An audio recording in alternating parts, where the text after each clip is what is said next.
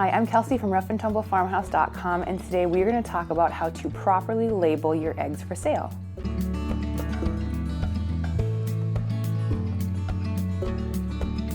So I have another video here on YouTube that's really popular that talks all about how to properly handle, clean, and package your eggs. And in that video, I do talk briefly about how we label our eggs as well, but I've been getting a lot of questions about it, and so I thought I'd do a video just to clarify some of the things that go on the label specifically.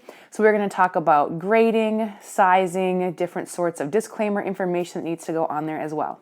Now, speaking of a disclaimer, I should definitely say that this video pertains specifically to Minnesota. That doesn't mean it might not also qualify in your state, but each state has different guidelines.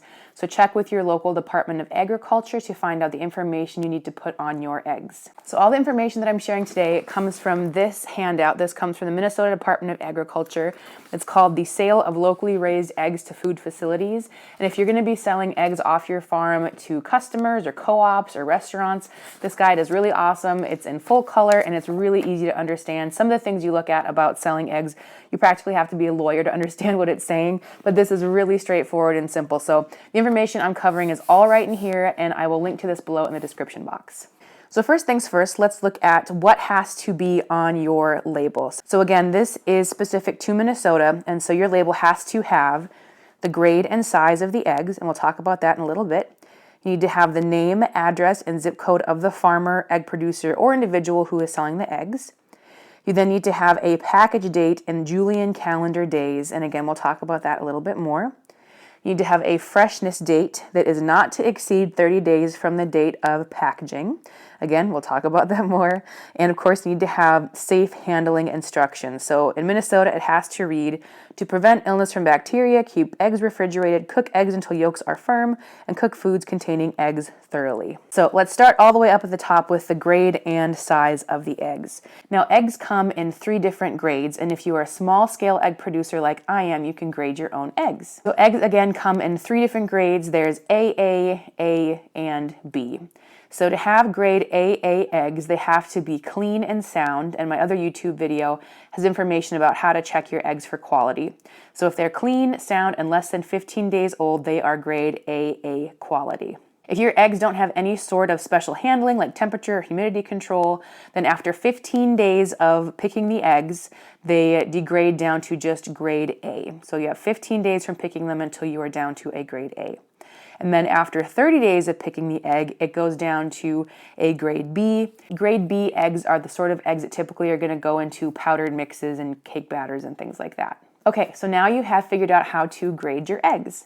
The next thing we are going to do is we are going to figure out how to size our eggs. Now, you might be like me and have made the mistake of buying one of those cute little metal chickens that has a little scale on it that you put your little egg in and it tells you what size the egg is. Well, technically, at least in Minnesota, again, I'm sorry to keep saying that, but I want to make sure I'm clear so no one ends up selling eggs with these sort of standards and you get in trouble when you say, well, Kelsey told me. Well, I'm telling you, Minnesota only. If you sell eggs, it is by the size of the carton overall. So typically you do want your eggs to all kind of be roughly the same size just because it's more efficient for packaging. You're less likely to have eggs break. It looks nicer, that sort of a thing. But it is based on the overall weight of the eggs. So what I typically do is I just have a kitchen scale and I'll put an empty carton on there and tear out the scale, and then I will take a full carton and set it on the scale. Now we have found that all of our cartons of eggs consistently fall into the large category, so we just put that right on our labels from the get-go. So sizing of a dozen, if it's 30 ounces, you are a jumbo. If it's 27 ounces, it's extra large. 24 ounces is large, 21 ounces is medium, and 18 ounces is small. The next thing that has to go on your egg carton is your packing date. So that is the date that you took the eggs you've already gathered and packed them into their cartons. And the packing date runs on the Julian calendar system. So that means that January 1st is 001, last day of the year is 365 or 366 if it's a leap year. So what you do is you would put that down. Let's say it's June 1st. That would be day 152 of the year. So that is your pack date. And then the other date you need to have is the best by date or the expiration date, and that's going to be 30 days past that pack date. And that first day that you pack them doesn't count as part of the 30.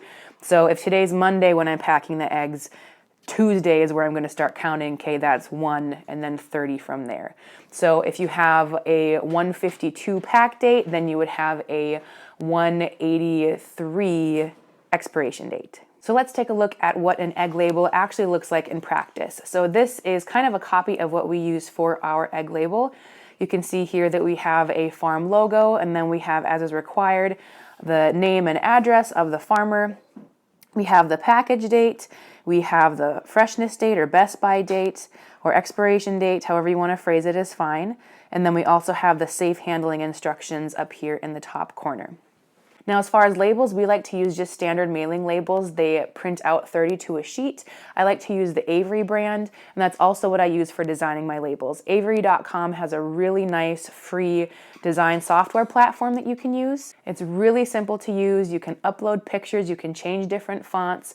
It's very simple, and then you can just save whatever your design is as a PDF, and then you can print it right at home. So it's really, really nice. So that should be it. You should have everything you need to know to properly label your eggs. Again, I'm sorry to be a broken record, but at least in the state of Minnesota, if you're outside of Minnesota, I hope that your USDA has a really great guide just like we do. Thank you so much for watching. If you again have more questions about packaging and handling eggs, check out my other video. I will link to that below. Otherwise, you can always find 2 new blog posts over at the blog and a new video here every single week about farming, family, food, and fortitude here at our Rough and Tumble farmhouse.